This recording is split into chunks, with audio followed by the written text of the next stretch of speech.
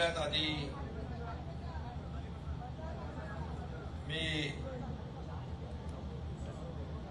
मिलिंदजी देवरा यांचं शिवसेनेमध्ये मनापासून स्वागत करतो।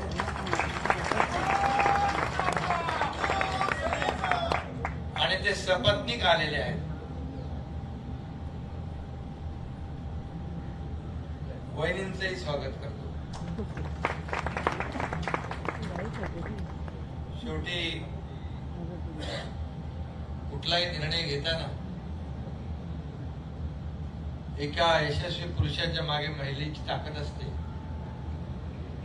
आपण मगाशी भावना व्यक्त करताना आपल्या मनामध्ये ज्या भावना होत्या 1.5 वर्षापूर्वी त्याच भावना माझ्याही मनामध्ये होत्या। आणि मलाही जेव्हा आपल्या कुठला निर्णय घ्यायचा असतो त्याचे बरी वाईट परिणाम होतात, पण निर्णय घेताना धाडस करावं लागतं आणि डॅशिंग निर्णय तर घ्यावेच लागतात। परिस्थिती निर्माण होते त्यावेळेस माणूस ते निर्णय घेतो। मी ज्यावेळेस निर्णय घेतला त्याही वेळेस श्रीकांतच्या आईला विश्वासात घेतलं, कारण आपल्याला माहित आहे की शेवटी कुणाला तरी आपल्या जवळच्या विश्वासातल्या माणसाला काही गोष्टी असतात की आपल्याला उघडपणे सांगता येत नाही। काही ऑपरेशन असे असतात की ते सुई पण टोचली नाही पाहिजे। आता मी डॉक्टर नाहीये, सेकंड डॉक्टर आहे, पण मी डॉक्टर नसताना 1.5 वर्षापूर्वी ऑपरेशन करून टाकलं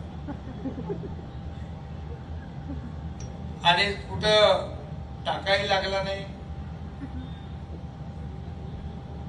बाकी काय मी आपल्याला सांगत नाही, पण आज मी आपलं मिलिंदजी मनापासून स्वागत करतो।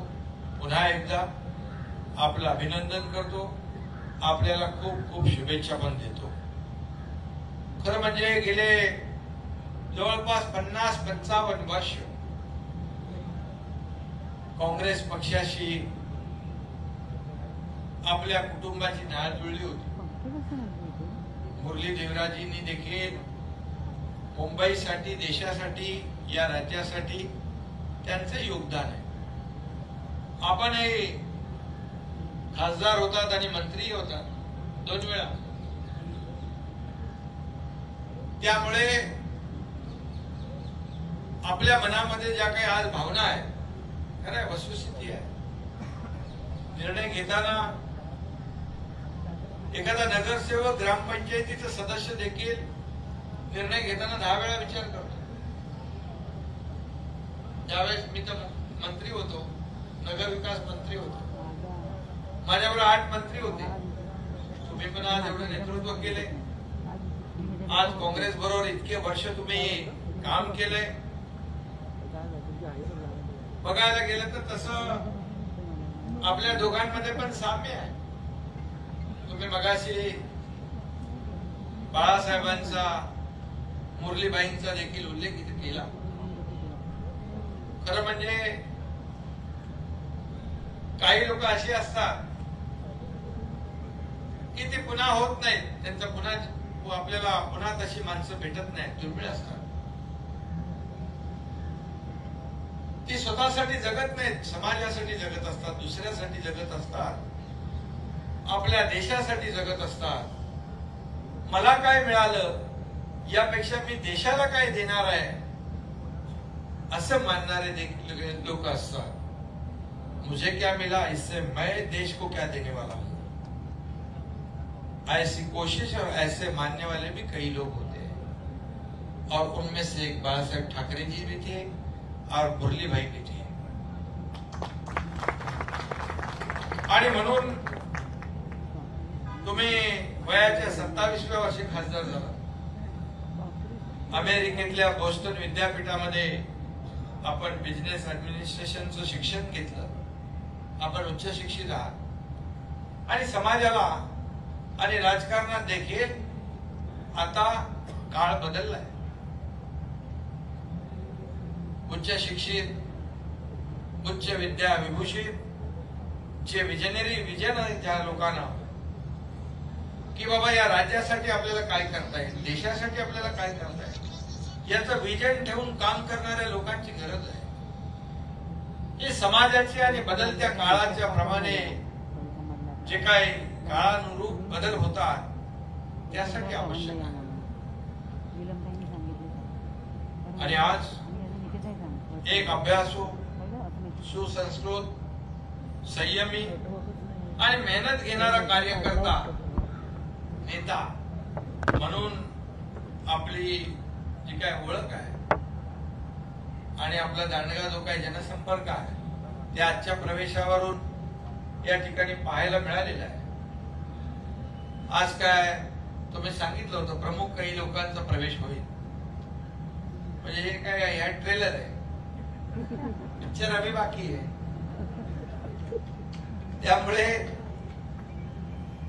आपल्याला मी नेहमी जवळून पाहिले की आरोप प्रत्यारोपाच्या भानगडीमध्ये न फसता आपलं काम करत नाही. कन्स्ट्रक्टिव्ह, पॉझिटिव्ह आणि प्रॅक्टिकल कामावर आपला भरोसा आहे. मी देखील तेच करतो. सकाळी मी उठतो, आता दर संडेला आज पण जाऊ लागलो डीप क्लीन ड्राईव्ह. काही लोक म्हणतात हे काय, हे तर चेअरचं काम आहे, पण मी गेल्यामुळे चेअर पण हातामध्ये पाईप धरतो, हातामध्ये झाडू घेतो, आमदारही घेतात, खासदारही घेतात आणि रस्ते धुतात पाण्याने. पहिल्यांदा पाहायला मिळतंय मुंबईकरांना या डीप क्लीन ड्राईव्ह मुळे पोल्युशन 350 100 वर आलंय, 80 वर आलंय, काही ठिकाणी 70 वर आहे. आणि परवाच आपल्या राज्याला आदरणीय राष्ट्रपती महोदयांच्या शुभ हस्ते स्वच्छतेमध्ये देशामध्ये पहिला नंबर मिळाला. ही याची फलश्रुती आहे, याचा इम्पॅक्ट आहे. काही लोक म्हणाले, काल श्रीकांतच्या इकडे गेले होते कल्याण लोकसभेत, म्हणाले आता हे रोड सफाई, रोड धुलाई चालू आहे, आता निवडणुकांमध्ये यांना साफ करा. लोक रस्ते साफ करणाऱ्यांना, रस्ते धुलाई करणाऱ्यांना, लोकांची कामं करणाऱ्यांना, लोकांना भेटणाऱ्यांना कसं काय साफ करतील? ते तर घरी बसणाऱ्यांना साफ करतील. बाहेर रस्त्यावर फिरणारा, फील्डवर काम करणारा कसं साफ? जनता सुज्ञ आहे आणि मी त्याच्यावर काय बोलत नाही. थोडस कधी कधी बोलायला लागतं, पण मी कधी बिलो द बेल्ट पातळी सोडून कधी बोलत नाही. कारण त्यांच्या भानगडीत पडलो तर आपलं काम बाजूला राहील. आणि म्हणून मिलिंदजी, मी 1.5 वर्षामध्ये एकही सुट्टी नाही घेतली.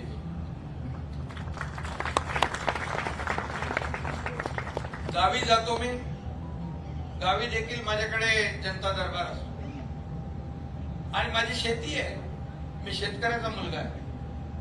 तिकडे गेलो की माझं बरोबर पाय शेतीकडे वळतात आणि काम करतो मी. काही लोक म्हणतात,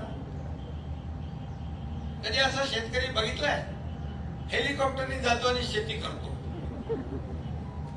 मी म्हणालो, माझ्याकडे वेळ कमी आहे, मुख्यमंत्री आहे ना मी गाडी चालवून प्रवास करून 8 तास वाया कसा घालवू शकतो? मी त्याच्यावर मी हजारो फाईलवर सह्या करू शकतो ना त्या वेळामध्ये. त्यामुळे मी हेलिकॉप्टरने जातो, पण शेती करतो तिथे जाऊन. हेलिकॉप्टरने फोटोबाजी नाही करत, एरियल फोटोग्राफी नाही करत. ती फोटोग्राफी करण्यापेक्षा शेती केलेली कधी चांगलीच आहे. त्यामुळे जाऊ दे, आज चांगला दिवस आहे आपला, जास्ती काय बोलायचं नाही. थोडस बोलायला लागतं. ते पत्रकार लोक बोलतात, काहीच बोलत नाही, मग माझ्याकडे येणारच नाहीत ते. मग सकाळी 9 वाजता ते आणि मग तिकडे जात असतात ते. बरं आहे, ते चांगलं आहे. जेवढे आरोप करतील, जेवढे आमच्या विरोधात बोलतील, तेवढे ते खड्ड्यामध्ये जातील. हे नियतीचा एक नियम आहे. काम करणाऱ्या माणसाच्या मागे जनता उभी राहते. मी पाहतोय 1-1.5 महिन्यापासून डीप क्लीन ड्राईव्ह मध्ये पब्लिकची इन्व्हॉल्वमेंट वाढली. एनजीओ आले, लहान मुलं आली, कॉलेजची मुलं आली, सगळ्या संस्था त्याच्यामध्ये येऊ लागल्या. हजारो लोक. मी दर डीप क्लीन ड्राईव्ह मध्ये 1 लाखापेक्षा जास्ती लोकांना भेटतो. एवढा माप असतो प्रचंड सगळीकडे. याचा परिणाम चांगला होतोय. मगाशी मी सांगितलं आपल्याला साफसफाई तर आपण बाकी लोकांची निवडणुकीमध्ये तर करणारच आहे. निवडणुका आल्या की ते सगळं होईल. पण आता गरज आहे मुंबईच्या विकासाची. आणि मुंबई हे मुंबई आंतरराष्ट्रीय शहर आहे. आपल्या भारताची आर्थिक राजधानी आहे. आणि त्यासाठी आपल्याला मेहनत करायची आहे. मी पहिल्याच दिवशी जेव्हा मुख्यमंत्री झाल्यानंतर दुसऱ्या दिवशी कमिशनरना बोलवलं. मी सांगितलं एवढे खड्डे काय आहे? दर पावसाळ्यामध्ये खड्डे कशासाठी आहे? तुमच्याकडे पैसे नाहीत का? बोले पैसे बहुत आहे. मग काय प्रॉब्लेम काय? बोले काही प्रॉब्लेम नाही. ते बोलायला थोडा घाबरत होते. बोले दरवर्षी ते रिपेरिंग करतो ना आपण, डांबर टाकतो. नगरसेवक लोक आले त्यांना माहिती आहे दरवर्षी ते करायला लागतं रिपेरिंग. मी म्हणालो त्यांना, मिलिंदजी किती आपले 15 वर्षामध्ये 10 वर्षात किती पैसे खर्च झाले? बोले 4,500 कोटी रुपये फक्त रिपेरिंग मध्ये. पण मी म्हणालो जर कॉन्क्रीटचे केले असते तर पैसे वाचले असते. आणि म्हणून आम्ही ठरवलं 2 टप्प्यामध्ये मुंबईमध्ये पूर्ण रस्ते सिमेंटची करायचे. पुढच्या 2-2.5 वर्षात Mumbai will be pothole free असा आपला संकल्प आहे. मुंबई खड्डे मुक्त करायची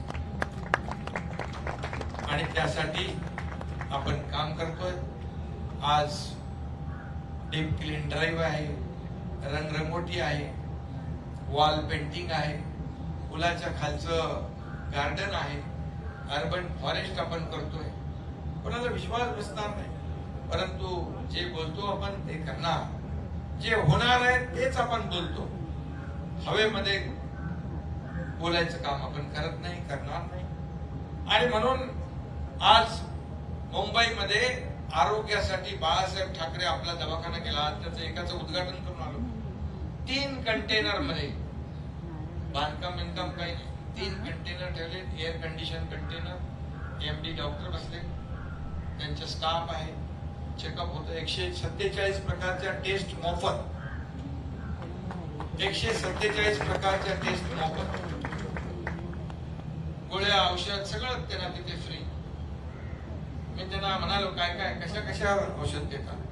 ते म्हणाले ताप आला, थंडी आला, व्हायरल आला, आणखी काही आजार छोटे मोठे लहान मुलांचे, मोठ्या माणसांचे. मी म्हणालो पोटदुखी झाल्यावर देता की ना औषध? बोले त्यालाही देतो. बोले आमच्याकडे पोटदुखी होणारी माणसं आमचं काम बघून वाढायला लागले. बोले त्यांना पण मोफत इंजेक्शन देऊन टाका. कोणाला गोळ्या लागतात, कोणाला इंजेक्शन लागतात, सगळी व्यवस्था केली. तुम्हाला काही प्रॉब्लेम येणार नाही. असे पोटदुखी आले की त्यांना पाठवून दे तिकडे. गमतीचा भाग सोडा. पण आपल्याला मुंबई आपल्या देशात नाही जगामध्ये मुंबई नंबर 1 ची करायची. हा आपला संकल्प आहे. मी दावोस मध्ये गेलो होतो गेल्या वर्षी वर्ल्ड इकॉनॉमिक फोरम मध्ये. मुंबई बद्दल खूप अट्रॅक्शन आहे. मुंबई बद्दल खूप आकर्षण त्यांच्या मनामध्ये आहे. मुंबई G20 झाला आपल्याकडे. आपल्याला G20 ची प्रेसिडेंटशिप मिळाली. आपल्या देशाला प्रेसिडेंटशिप मिळणं फार मोठी गोष्ट आहे. आणि मग सगळ्यांना आम्ही आदेश दिले, ज्या ज्या शहरामध्ये G20 होती मुंबई सजवली. अमिताभ कांत स्वतः बोलले कि बहुत अच्छा काम किया, ऐसा ही हमें एक्सपेक्ट था. और 22 देश के लोग आए थे, वो भी खुश हो गए. मुंबई हे वेगळंच आहे. मुंबई रात्रंदिवस चालणारी आहे. मुंबई थकत नाही. मुंबई कधी बंद पडत नाही. आता बावधनकर होते, आले, मुंबईवरचा हल्ला झाला, दुसऱ्या दिवशी मुंबई पुन्हा सुरू. म्हणून हे मुंबईचं वैशिष्ट्य आहे. मुंबईमध्ये कोणी उपाशी झोपत नाही. मुंबई सतत 24/7 चालू असते. जसं आपल्या आदरणीय प्रधानमंत्री मोदयांनी निर्णय घेतला 80 कोटी लोकांना पुढचे 5 वर्ष मोफत अन्नधान्य देण्याचा निर्णय घेतला. जो कोविड मध्ये घेतला होता तो कंटिन्यू केला. कारण गरीब लोक आहेत. दारिद्र्य रेषेच्या खाली वरती काही लोक म्हणाले गरिबी हटाव. गरिबी नाही हटली. तुम्ही तर काय तुमचं काय प्रॉब्लेम नाही. गरिबी हटली नाही पण गरीब हटला. पण मोदीजींनी त्या गरिबीतून बीपीएल मधून 35-40% लोक बाहेर काढले. किती निर्णय घेतले. खूप निर्णय घेतले. सर्व समाजासाठी घेतले. हिंदू, मुस्लिम, सिख, ईसाई सगळ्यांसाठी घेतले. तिथे एकदा बाजूला एक शाळेचं काम आपलं होतं. दाऊदी बोरा ट्रस्ट तिथे पण आले होते मोदी साहेब. सबके लिए काम करते हो. अभी सबका साथ, सबका विकास और सबका विश्वास,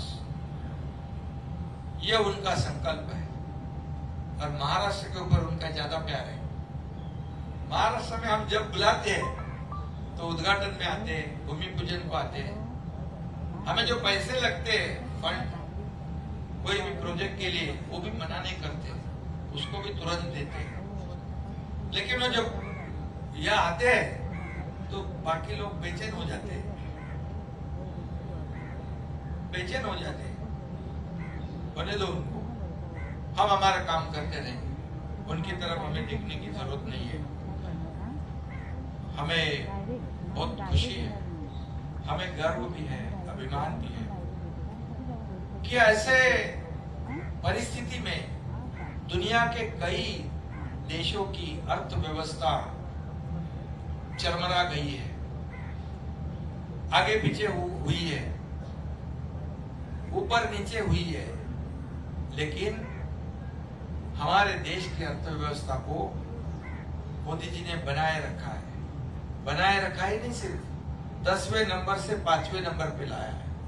5वें नंबर से 3रे नंबर पे लाने वाले हैं. $5 ट्रिलियन का गोल उन्होंने रखा है. और हमने भी, महाराष्ट्र ने भी उनको साथ देने के लिए $1 ट्रिलियन का गोल हमारे सामने है. उसे हम जरूर अचीव करेंगे. क्योंकि महाराष्ट्र एक ऐसा राज्य है जो नीति आयोग के धरती पर मित्र सुरू केला. पण इकॉनॉमिक ऍडवायझरी काउन्सिल आपण सुरू केली. टाटा सन्सचे चंद्रशेखरन त्याचे प्रमुख आहे. अर्थव्यवस्था महाराष्ट्राची कशी बदलेल, कसं आपण अर्थव्यवस्था बदलू शकतो, या महाराष्ट्रामध्ये उद्योग कसे येऊ शकतात. म्हणून तुम्हाला मी सांगितलं की या महाराष्ट्रात आपल्याला उद्योग वाढवायचे आहे. आणि तुमच्यासारखे विजनरी जेव्हा लीडर पक्षामध्ये काम करतात त्यावेळेस नक्कीच या महाराष्ट्रातले उद्योग वाढतील, उद्योजक येतील. महाराष्ट्र एक असं राज्य आहे इथे खूप ह्यूज पोटेन्शियल आहे इंडस्ट्रियल डेव्हलपमेंट साठी. इन्फ्रास्ट्रक्चर चांगलं आहे, कनेक्टिव्हिटी चांगली आहे, स्किल मॅनपॉवर आपल्याकडे आहे आणि आपल्याकडे जमीनही आहे. त्यामुळे इथे उद्योग मंत्री बसलेले आहेत. आम्ही मागच्या वर्षी जेव्हा दावोसला गेलो तेव्हा 1,37,000 करोडचे एमओयू साईन केले. 1,37,000. त्यावेळेस तो आपलं सरकार नवीन होतं, नई सरकार थी. लेकिन उनको ये पता था कि महाराष्ट्र सरकार और केंद्र सरकार के रिश्ते बहुत अच्छे. उन्होंने पूछा मोदी जी के साथ आपके राज्य के कैसे संबंध है. हमने कहा हम उन्हीं के मार्गदर्शन में काम कर रहे हैं और इसलिए उनको क्या है, केंद्र और राज्य दोनों जो इन्वेस्ट करते हैं उनको किसी बात की चिंता नहीं होनी चाहिए. इसलिए हमने पॉलिसी बदल डाली, सिंगल विंडो क्लियरेंस शुरू किया, कैपिटल सब्सिडी, जो जो करना था सब किया। इसलिए मेरे ख्याल से आउट ऑफ 1,37,000 आपण जवळपास 83% त्याच्यातलं एक्झिक्युशन झालं, इम्प्लिमेंट झाले एमओयूज। ये बहुत बड़ी अचीवमेंट आहे आणि यावेळेस देखील आम्ही जाऊ, नक्कीच त्याच्यापेक्षा जास्तीचे एमओयू साइन होतील। आपल्या राज्याला आपल्याला पुढे न्यायचं आहे आणि म्हणूनच मी एवढं सांगण्याचा उद्देश एवढा की आपण हे राज्य सर्वांगीण विकास करायचा आहे, सर्व घटकाला न्याय द्यायचा आहे।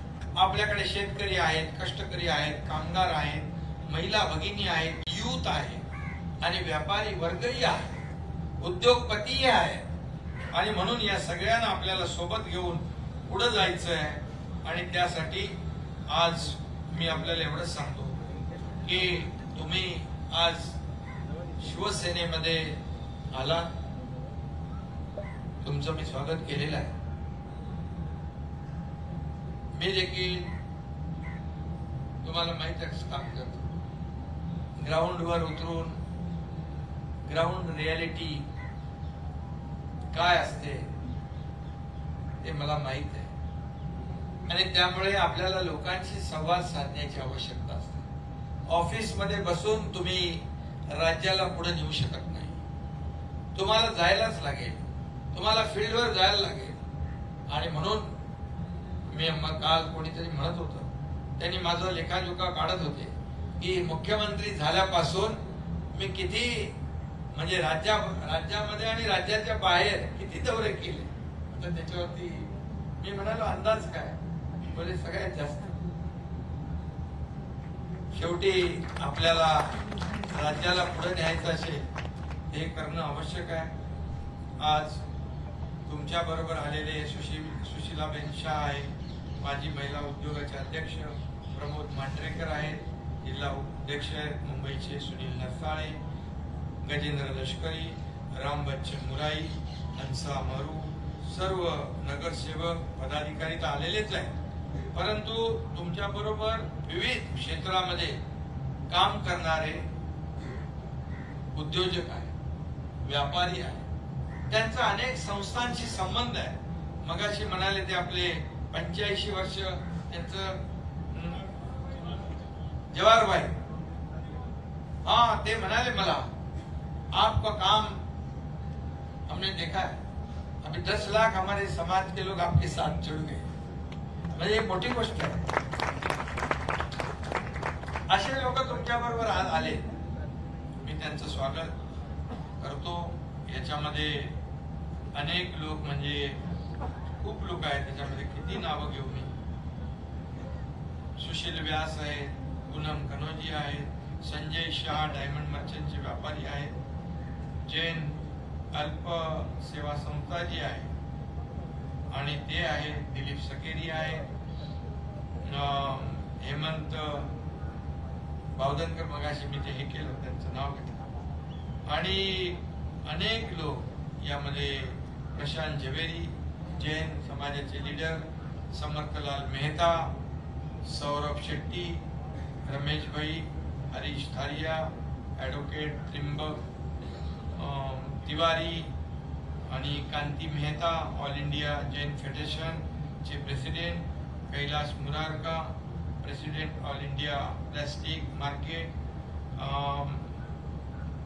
आणि खूप लोक आहेत, सगळ्यांची नाव घेऊ नको ना, नाही कोणाचं राहून गेलं तर प्रॉब्लेम होतो ना, म्हणून खूप सगळे लोक आले तिकडे। अग्रवाल समाजाचे आहेत, जवेरी बाजारचे आहेत, डायमंड व्यापारी आहेत, सगळे आहेत, आणि जैन मंदिर आहे, मारवाडी समाज आहे, मेटल स्टील वाले आहेत, गोल्ड वाले आहेत, गुजराती व्यापारी आहेत, सगळे आहेत, सगळे लक्ष्मीपुत्र आहेत।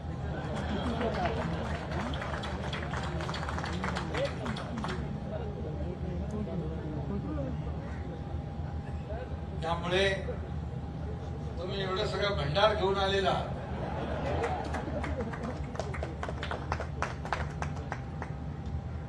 मेहनत करायला आपण मागे नाही, मेहनत आपण भरपूर करूया आणि या सर्व लोकांचे जे काही नेटवर्क आहे ते आपण समाजाच्या हितासाठी वापरूया, एवढंच मी आपल्याला सांगतो।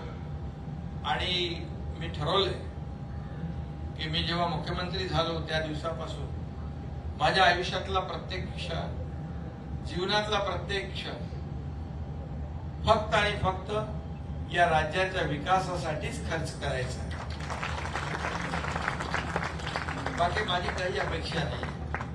मला आपण ओळखता जवळून आणि त्यामुळे श्रीकांत आणि तुम्ही या सगळ्या गोष्टी ठरवल्या, चांगलं एक आज योग आला आणि श्रीकांतही सगळं मेहनत करतोय।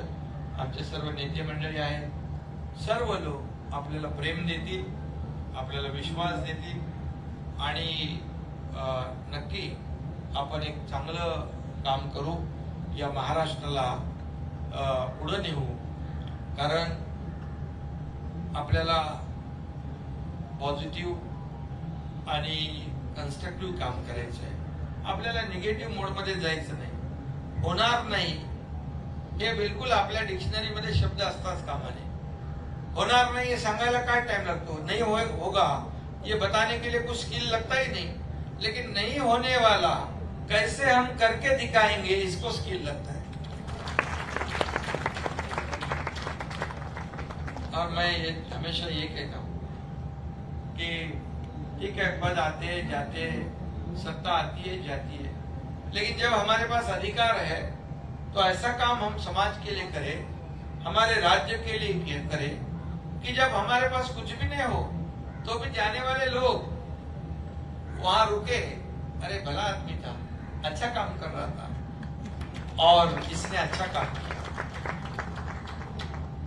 ऐसा बोल के मुंह मोड़ के नहीं जाना चाहिए। इसको बहुत पावर का बहुत ये था, गरूर था, घमंड था, जाने तो अच्छा हो गया, ऐसा नहीं बोलना चाहिए। ऐसा काम हमें करना है, यही हमारा उद्देश्य है, सीधा और साधा।